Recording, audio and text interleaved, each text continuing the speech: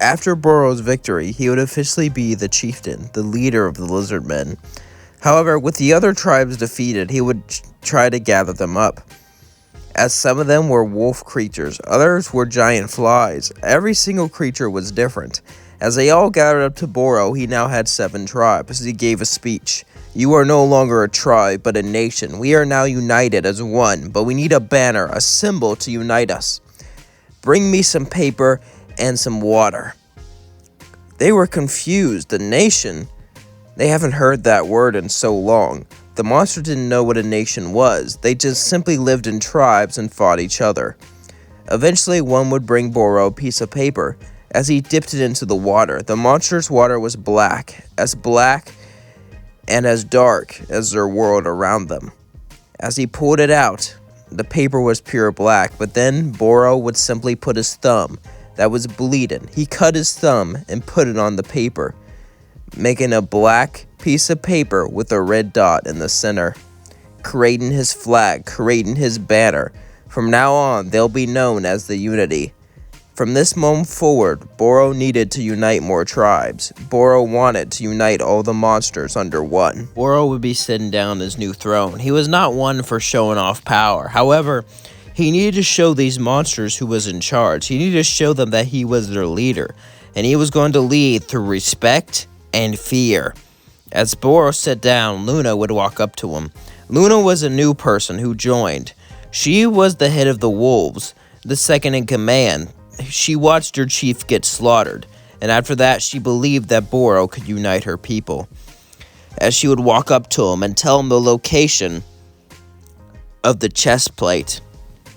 As Barou held out the helmet, he would look up and say, "What's up with the Kaiser's armor?" She would say, "No one can get past the wall. We can't even fly over it. There's a magical barrier. The only way to get past it is by wearing the Kaiser's armor and destroying it." Barou would then nod and say, "So I need the armor. What's the next piece?" "There's a chest piece guarded by dragons, mole men, and the snake people. It also has a river around it." As Barou would say, "Great. So it's a fortress completely surrounded, and there's things that can fly and attack us. Is it true dragons can breathe fire?" She would go, "No, don't be ridiculous. This isn't a fairy tale." As in Barou would say, "Right. Well, let's get the troops ready." As Barou would mount his troops, it was time for him to fight these people. However, Barou had a plan, and his army slowly began to surround the rivers.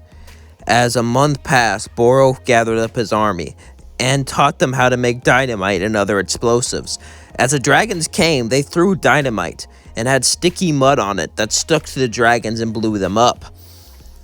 As they went to the river, flies would fly into the river and die on purpose, as this would make a bridge under their corpses. As Barou's army crossed over the river, snakes would come over top of it, but his wolves would claw down the snakes. As it was a fearsome battle, the siege began. Even though Barou clearly had the numbers advantage, they were dug in, and Barou needed a quick victory to end this, and the mole men would crawl underground and attack them from behind. If this continued up, Barou couldn't win, so he had a plan. When the holes were dug, Barou sent his men in with dynamite and blew themselves up, collapsing the mines and destroying them. As they continued to push forward into the castle, eventually 2 chieftains would show themselves, the snake chieftain and the mole chieftain, as Barou would look at them both with the helmet that gave him powers. As the snake chieftain would suddenly grow arms, as he would grab a sword and say, "This is a secret," as the mole chieftain would put on a plate as it would magically grow to fit him, as the mole would say, "So you're the human, huh? The human that united tribes and are now trying to unite us all. We've tried this many times. Every time a chieftain tried to unite us all, he would be killed or betrayed. Your journey ends here, Barou." As the chest plate gave the mole electric powers, and she shot electricity right at Barou, but Barou would use his helmet to teleport behind and kick down the mole chieftain, as the helmet gave them the ability to teleport. As he would be fighting 2 people, the snake would slither, knocking Barou down and trying to slash him down with the sword. But Barou would get up and teleport away each time. The helmet gave him the power of teleportation. As they continued to battle each other, Barou couldn't do it. He couldn't defeat two chieftains at once. However, if they attacked each other, he could.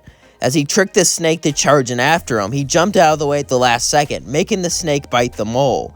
As the mole fell down and died from the venom, Barou would laugh. "You're an idiot. You killed your own comrade. I don't need him. I only need myself. The snakes are a superior version of the monsters. We will unite us all." As then, the snake would charge at Barou, as Barou would grab the snake by the tail and throw it into the water. As the snake would get up, he would start to breathe, as Barou would say, "You're not a river snake, are you?" As he would teleport again and knock the snake down. As the snake kept trying to crawl up, he would knock him into the water again and again and again and again, until he was drowned by his own trap. As then he would put on the chest plate and grab the sword. But as he did, he heard a voice. As Barou suddenly would faint. As he began to look around, though, he would see something strange. What Barou saw was, well, Barou would begin to see a strange figure. It was only 5 feet tall, with red eyes and sharp diamond-like teeth as it began to eat glass. Its arms and legs were extremely skinny. He walked over to him. His skinny arms and legs began to sag. As Barou would say, "Who are you?" "I am the Kaiser, the leader of the monsters, or at least I was 300 years ago, until the Pope defeated me." Barou would then look at the mighty Kaiser, as he would say, "I assumed you'd be bigger. I get that a lot. I get my power from my magic, not my size. Like how you were small and took down a giant snake. I thought it would be a monster to unite my people. It appears I was wrong." Barou would say, "How are you talking to me? Didn't you die?" "I should have, but before I was defeated, I put my soul into the armor. Once it's assembled, I will be inside your body. Your body will have 2 souls, 2 consciousness all at once. Are you ready for that?" Barou would say, "I'm ready for anything, as long as I get to defeat the Pope." Kaiser would say, "Good. And I have a way to defeat him this time," he would say, smirking. "I realized it after I was defeated, though, but he has a weakness. I've been watching everything from afar, from my armor, from my plates, from my monsters, and even from a few humans. I think I have an idea. But from now on, we'll be partners, and I'll help you assemble the rest." Barou would nod and say, "How will you help me assemble 100 tribes?" "Well, I can send messages through my armor. I will tell all the chieftains to meet you, and you will battle them all. That way we'll save time. Besides, you've already proven yourself worthy." Barou would then nod, as him and the Kaiser shook hands, as suddenly he was cut back to reality as he looked around. Luna would be there for him. As he looked at Luna, said, "What happened?" "You defeated the chieftains and passed out. Shortly after, I led the men into battle, and we won."